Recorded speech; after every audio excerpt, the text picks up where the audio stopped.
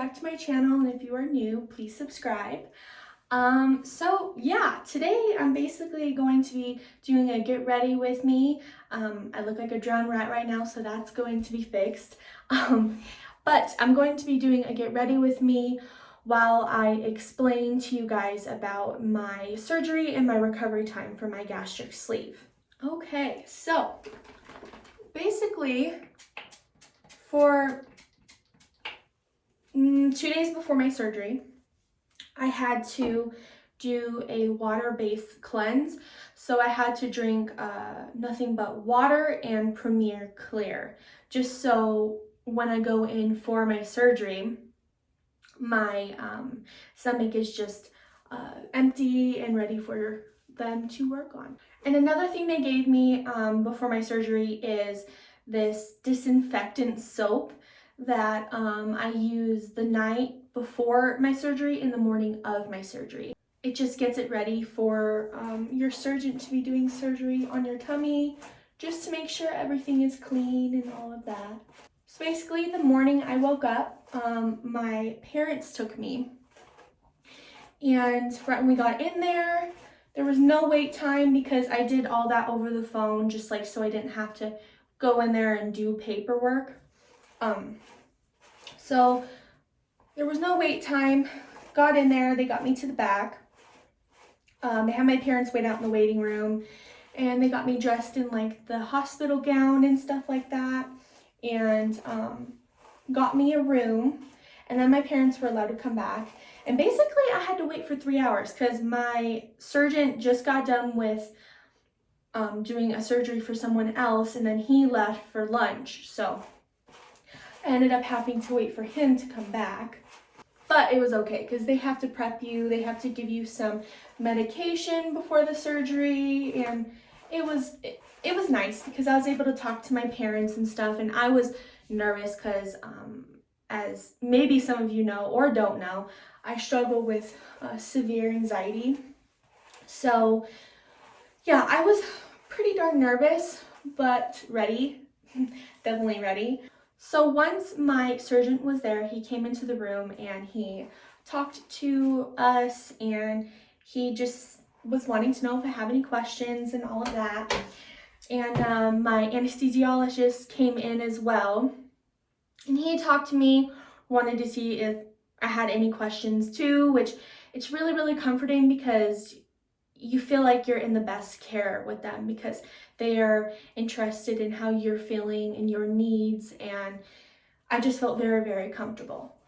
And then one of his nurses came to the back, and she ended up taking me in my little bed thing and taking me back to the surgery room. She got me ready and stuff, and my butt started to cry. I swear, I cried on my scope thing too, my scope surgery, because my anxiety takes over and I start to cry. I laugh about it later because I feel so embarrassed, but yeah, I started to cry. Not like sobbing, but I had tears in my eyes, and she was like, "You're okay, you're gonna be good, everything's gonna go well." And she just made me feel really secure and safe. And then once I got back to the room, my surgeon was back there, the nurses, the anesthesiologist, and the girl that wheeled me in, which was very sweet. And yeah, they seen that I was nervous, so they were just talking to me and stuff and trying to get my mind off of it, and that's their little way to get in there, is that they start talking to you about stuff and trying to make you laugh. And then I was out like a light. So when I woke up, now I'm gonna be honest with you guys, and I do not want this to scare you guys in any way, because this was probably the best damn thing I've ever done for myself. So I don't want this to scare anybody at all, but because you're gonna have to go through pain and shit like that if you're going to be getting stuff like this to better your life. But I woke up, and I was pretty loopy on my pain meds. I woke up and I was definitely hurting. The best way I can describe it is, I mean, I was loopy at the time, so this is how I can describe it. It felt like the area where your stomach is on like this side felt very heavy and very painful. And that's one of the questions that I had for my nurses and my doctors that I wasn't sure about. And I guess I shouldn't be asking them because, you know, they haven't gotten the surgery. So, I mean, only a person that has gotten the surgery would know. But yeah, I could feel like my actual stomach inside hurting. I mean, it just got cut in half, so why wouldn't it be hurting? But yeah, so that was very sore. It kind of felt really heavy and just sore. And while I woke up saying ow, like I was hurting,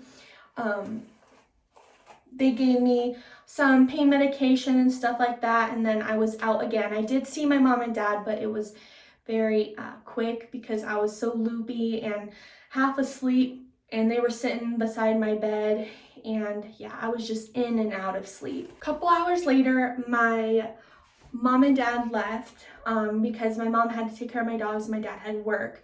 So I told them, you're okay to leave, I'll be okay for a night. And I know it's mandatory to stay there for after your surgery that night. When you have the sleeve, with the bypass you have to stay for 2 days, and with the sleeve you have to stay for 1. And unless they need you or something, unless you have a leakage or something that they need to go back in and fix or something like that. So when I woke up, it was probably like around 10. I was hurting again, and she gave me more medication. And mind you, these nurses were really sweet, and some of them were very attentive, but some of them were not so pleasant. They go through your muscles, they go through your stomach, and I couldn't use my stomach very well. My whole stomach was hurting, my actual stomach was hurting.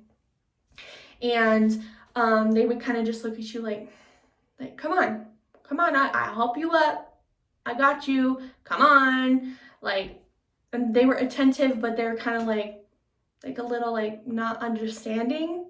Maybe that was just my experience. I've seen a couple different nurses that were very attentive and sweet, but of course mine were very like, I don't know, not understanding. When one of the nurses came in, she was sweet. She helped me get up, and I ended up, mind you, I'm way bigger than this girl, okay? I was weighing 295, and this woman was probably, oh my God, like 120. So I felt so bad when she was trying to help me up.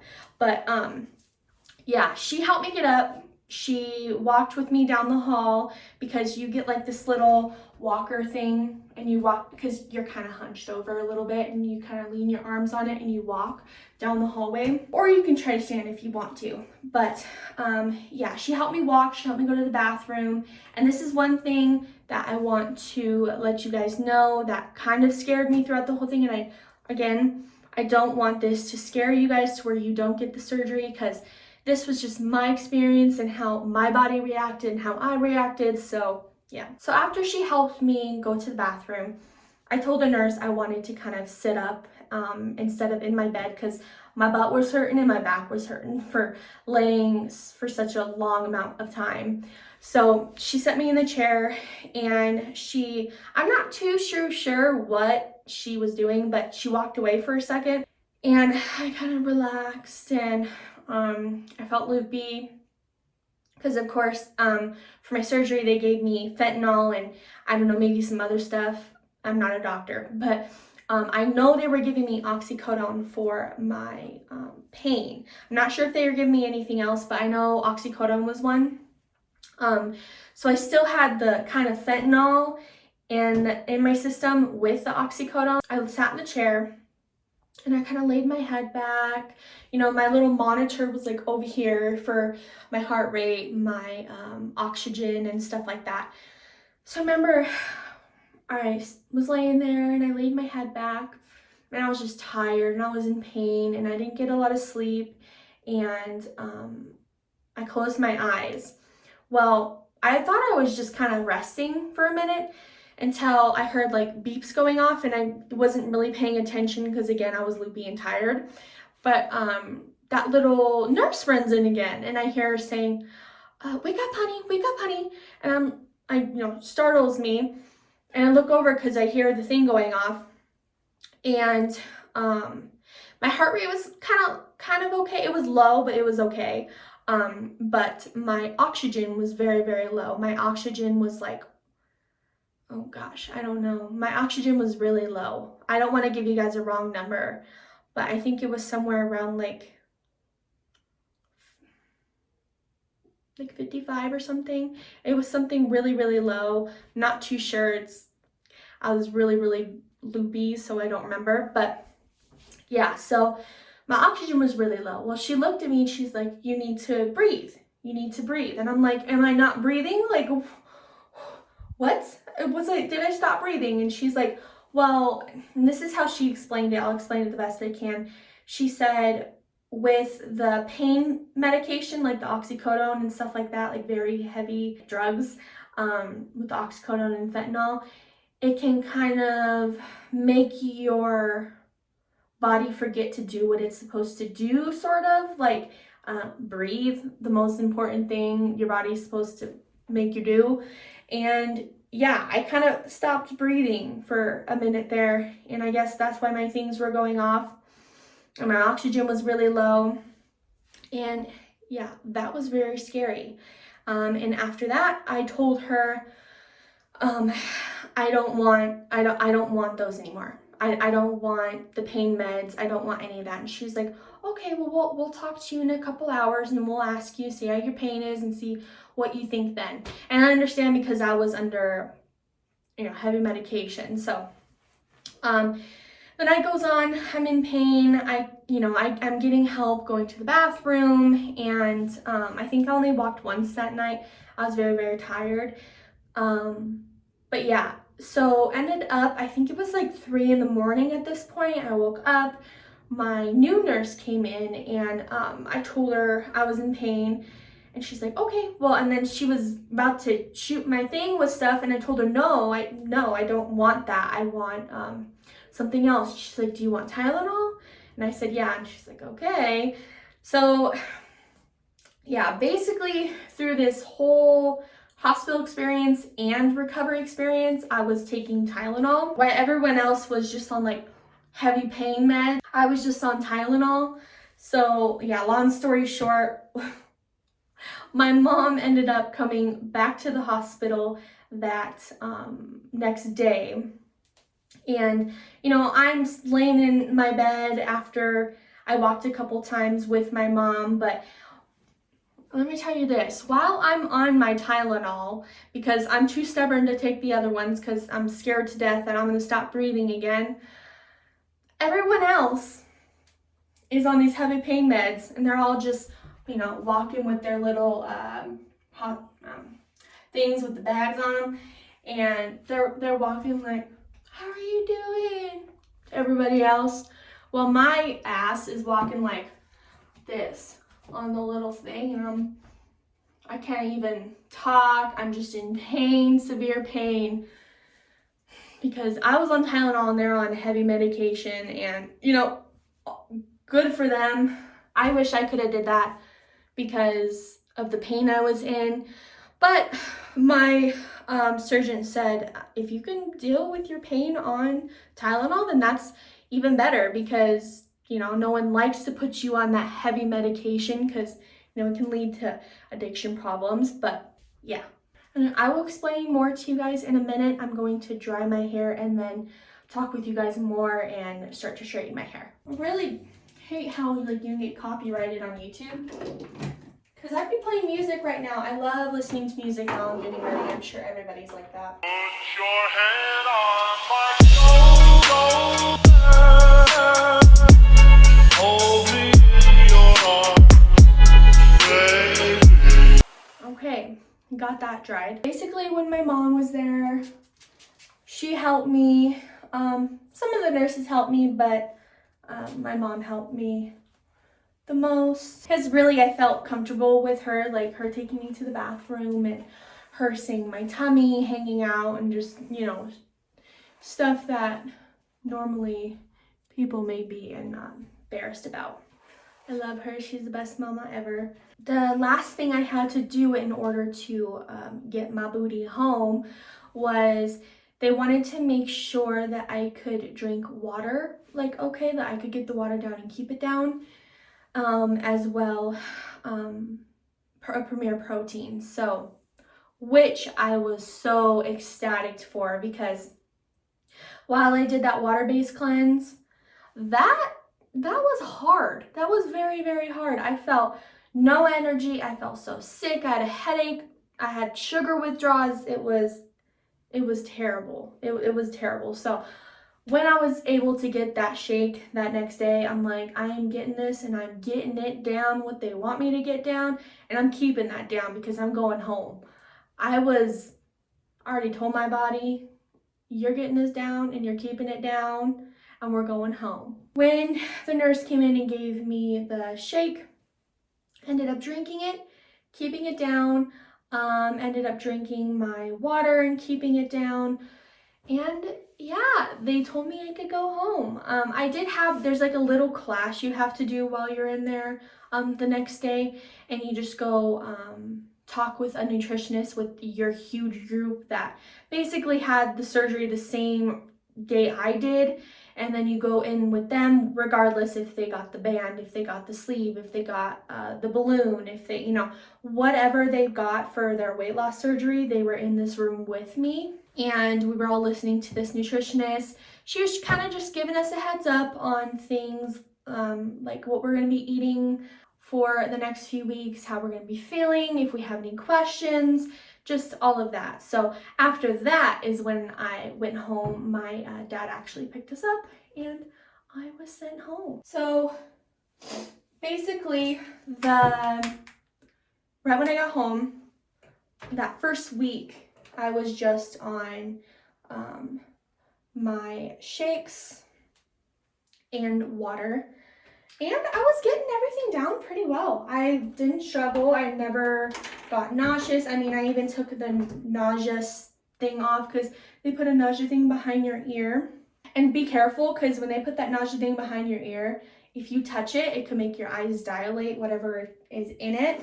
I don't know if they have other ones, but the one I had, they wanted us to be careful, because if we touched it, it would make our eyes dilate and stuff like that. So yeah, the hospital gave me these little 1 ounce cups, and I still have them and I still use them, so they're wonderful. But they gave me these little 1 ounce cups, so I would drink like 1 ounce of my shake, and then 1 ounce of my water, and I would split those out into, so I drink my water, wait 10 minutes, drink my shake, wait 10 minutes, just so I wasn't drinking so much to where it was upsetting my tummy. I don't think you necessarily have to do that unless you're told by your surgeon. But yeah, that is how I did it, because I really didn't want to get nauseous. I was scared of hurting my tummy if I got nauseous, which, I mean, I think that's impossible. But yeah, that's what I was nervous about. So I wanted to separate everything out in a timely manner, just so I didn't get nauseous. Now, that second week was more of a, I forgot what it's called, but it was more of like, we could do more thicker consistencies, like pudding, milk, just stuff like that, stuff that's a little thicker, like yogurt. I was able to add those in, which was nice, because that was a lot more filling than the shakes and the water. So I was very excited to do that. My second week went great.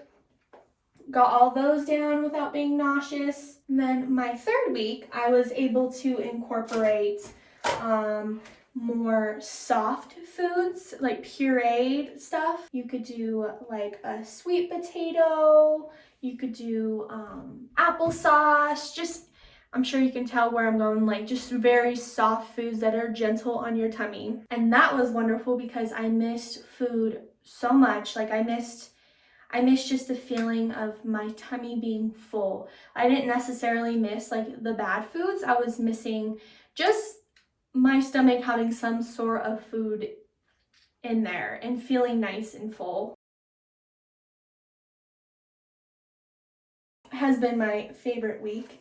Was adding, like, incorporating more meats and stuff, like just fun things again, like fish, meats, so many different things. So one thing that I tried first was shrimp. That went down wonderful. I chewed it up pretty well, so it wasn't very chunky going down. That was well. Beef was well. Steak, it was kind of hard. It was really, really heavy on my tummy, so it kind of got me sick, but it was okay. You just really have to chew the steak up. I was able to have foods again, like actual foods. Was wonderful. I started incorporating like marinara, mozzarella, just like things that are still gentle. So I still haven't had crunchy. It's not good to add crunchy into your diet until about 6 weeks. So I've been trying to stray away from that. I've seen a lot of girls though add crunchy into their diet. Like I seen this one girl and she had these, they're kind of like, I don't know if you've seen them, they're like cheese bites and they're like this, and they have the mozzarella and they have like a cheddar one and they're crunchy. I know, I mean, with the surgeon I have and the nutritionist I have, you're not supposed to do stuff like that until your 6th week. So yeah, I've just been staying away from the crunchy things, which I do miss, but not crazy, because I'm finally able to have like food now, like able to eat food and just enjoy it. I have such a new respect for food now, which is crazy. For example, like if my family was making something for dinner I didn't like, I would go get something else. Or like I would crave McDonald's or Taco Bell or Pizza Hut, or, you know, just stuff constantly that was not good for me. And now I've grown such a respect for food that, you know, it's not food. I mean, it's food. I'm a foodie. I love food, but it's more fuel for your body. It's more of a fuel for me. It's like I want to give my body that fuel to help me run for the day, like a car. Like, you know, a car needs gas. I need fuel. I need my food, you know? So I don't need that nasty shit in my body to live.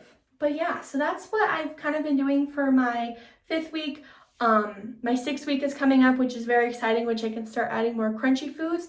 And I'm actually going to do like lots of cooking, like keto cooking, keto pizza crust, keto bread, keto chips, like just doing more keto things for my crunchy foods. So I'm not sure how my body's gonna do with the whole crunchiness, but I guess we'll see. Yeah, I feel like I kind of got done a little early. I wanted to do this while I was doing my makeup and my hair, but I guess I can kind of show you guys what I kind of use on my face and how I curl my hair and stuff. So my starting weight was 298.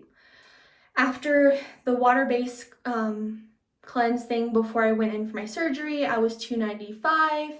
Currently, at 5 weeks, I am 267.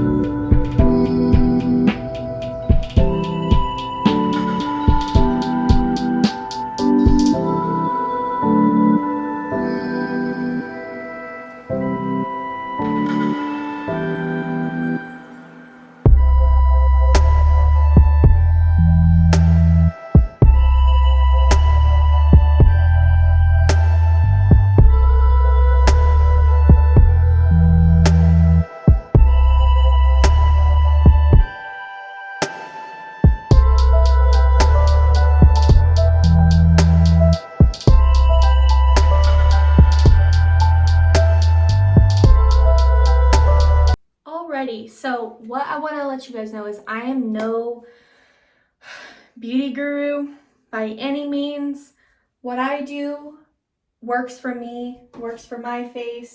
Yeah, I actually use these to take off my little peach fuzz on my face because I don't like peach fuzz. I like no hair. It's easier to put on your makeup. So you actually just get them from the drugstore. They're just go down your face like that and it takes off your peach fuzz. Definitely recommend those. And I actually do my brows with these too. Kind of just clean up right here, right on the edges and stuff, and up here just around. I got my eyebrows microbladed like 2 years ago. I kind of know the shape of my brow now. Like, I got it down packed, so I kind of just keep them like that. This is what I'm going to be using on my face for my moisturizer. It's the CeraVe moisturizing cream. I use CeraVe for my pimples and my blemishes and stuff. I actually have the whole thing in my shower. I do my whole face routine in my shower. I don't do it over my sink because I feel like water gets everywhere. So yeah, this is the only thing I don't have in there. Obviously, it's my moisturizer. This is the first thing I'm going to use.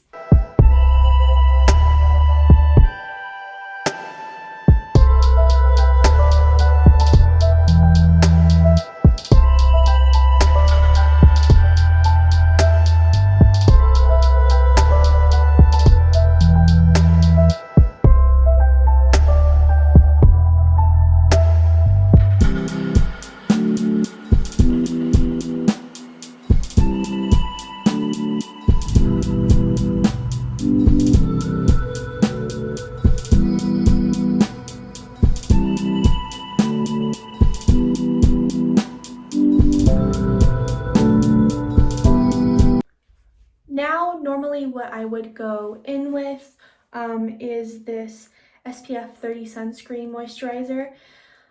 I got this in my little Ipsy bag and I really love it. I love how it feels on my skin. It doesn't break me out. Yeah, I'm not going to put this on today only because I'm not going to be outside. I'm just going to be hanging out with my mom when she gets home from work.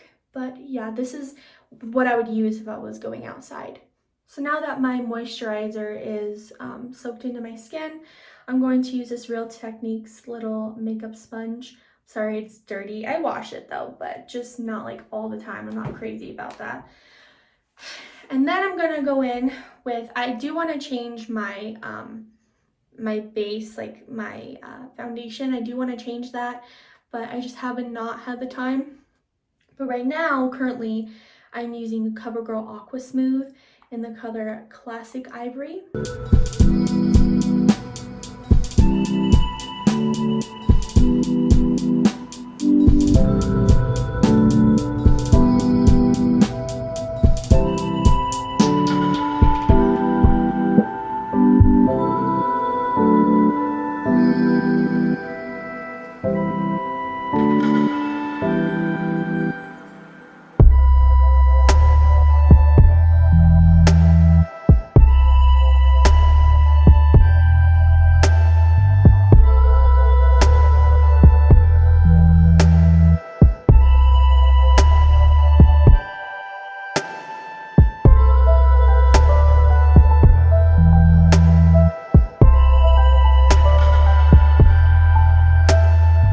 Take this loose powder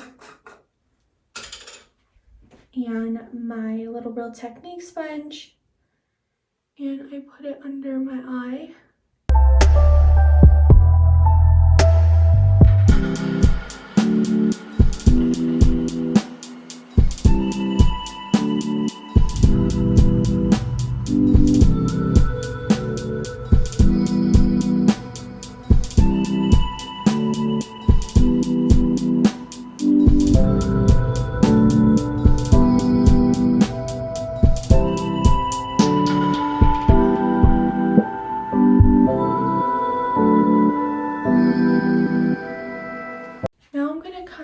Look at my brows and fill in whatever spots need to be filled in.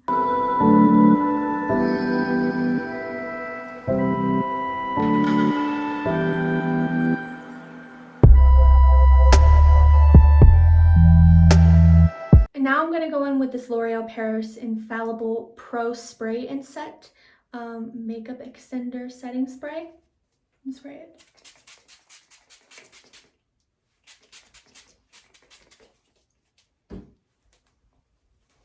And after that, since it's so beautiful outside and the sun's shining, I'm going to take this iconic London Prep Set and Glow. Look how pretty.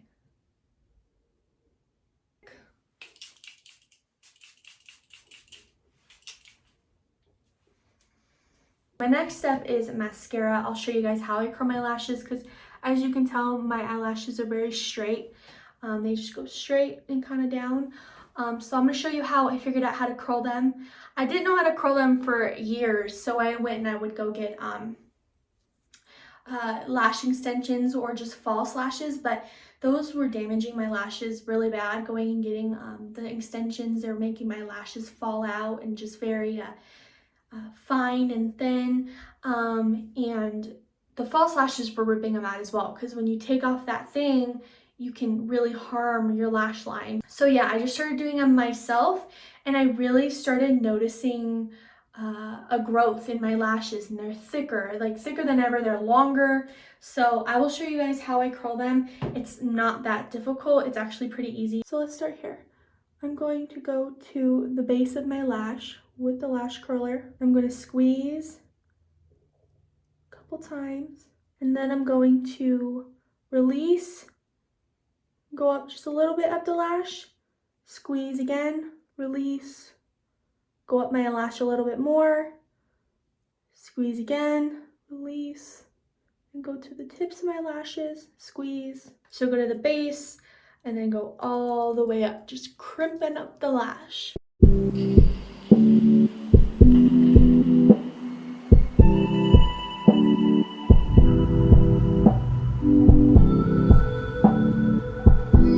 So now I'm just going to take this little mascara. It's Liquid Lash Extensions.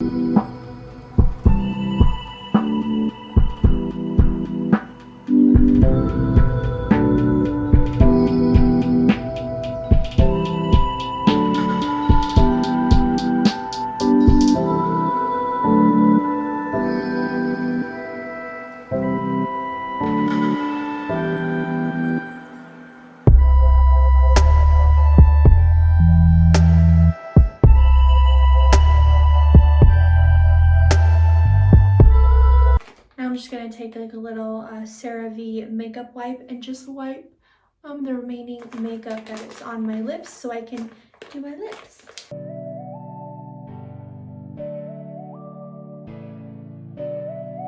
First I use this Burt's Bees Beeswax Lip Balm. Best lip balm there is. I use like the minty one. Just like one little swipe. And then I use this. This was a lip plumper I got at Ulta.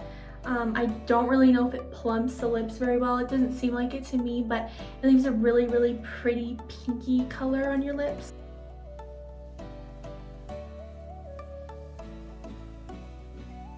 And there's that. Next, I'm going to use this lipstick by Tarte in the color Siesta. And I'm not going to swipe, I'm going to pat.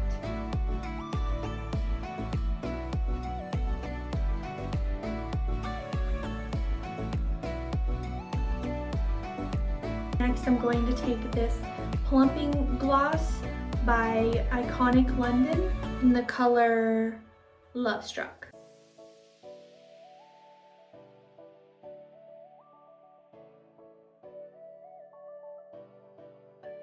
And there, my makeup is basically done. That's really all I do. It's really natural and just nothing too crazy. You can kind of wear this wherever you want. Sometimes I add a little shimmer or something if we're going to dinner or something, just nothing too crazy. But now I'm going to get dressed, put my hair down, and yeah. Okay, so now that I got my hair down and I got dressed, I am going to show you guys what I do last but not least. It's by Pantene. It's called Mist Behaving Dry Conditioner Mist. I love this stuff and it smells fabulous.